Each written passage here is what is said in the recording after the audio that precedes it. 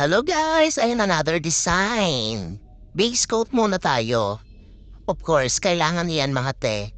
Ayan ang ating second. White po ang color na gagamitin natin dahil bear ang aming gagawin. Second coat para mas mukha siyang makulay mga te.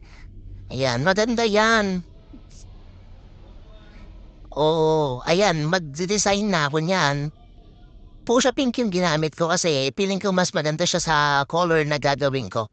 Ayan, kailangan niyo lang din gumamit ng pen para mahulman niyo siya maayos at magmukha siyang plakado. And pantayin niyo lang siya dahil hindi maganda kapag baluktot, guys. O, di ba? Napakaayos po ng pagkakagawa ko niyan. Hulmang-hulma talaga. Tignan niyo naman. Di ba pagkakaila?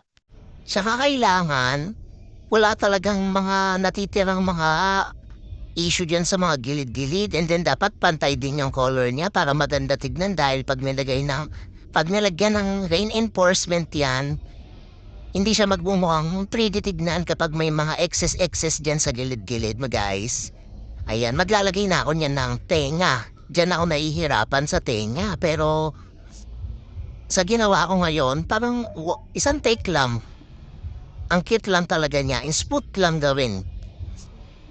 Konti lang ang pagkakamali. Tatakpan pa ng kamay kong baluktot. And then, another one. Ayan yung parang bulsa. Nilagyan ko na siya.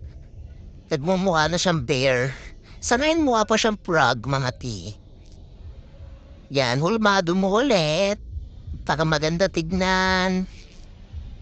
Gilang. Plakadong-plakado naman yan, be. Nice. And then, naglagay na ako ng mata. And then, naglagay din ako ng puti doon sa mga tenga niya para magmukha din naman siyang 3D, mga sis. O, diba? Napakaganda niya. And then, maglalagay din ako ng itim sa mata para matang-mata talaga. And then, maglalagay din ako ng, ayan, sa ilong. Magmumukha na siyang bear. And then, lalagyan ko na siya ng labi and then kilay. Medyo may excess pa nga sa kilay pero madali lang naman resolbahan yan mga sis. Very basic lang talaga pag inaral niya yung mga ganyan. Nail art na yan. Tignan niya naman ako. Tabi basic ko na siya kahit paano. Mga simple pa lang yung mga kaya ko mga sis. Apakaganda niya. Ayan, nilagyan ko siya ng reinforcement. Ang ibig sabihin noon is para magbuwan 3D o para siyang may salamin na ewan kapag nilagyan niya ng reinforcement. Ayan o. And then the last, top coat. Nice. Ang ganda ng top coat na yan, guys. Super. Yun lang. Bye-bye.